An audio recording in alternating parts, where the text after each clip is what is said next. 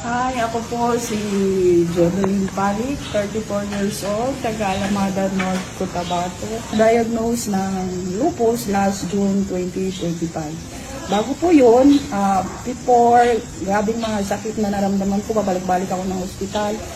Bago namin na test na lupus talaga yung sakit ko.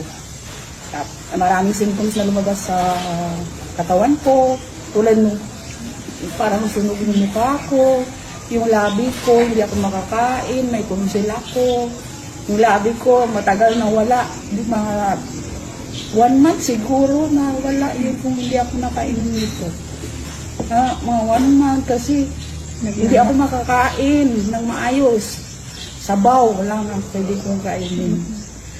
Hindi ako makakain ng mga matitigas na mga solid foods. Kailangan yung mga soft lang.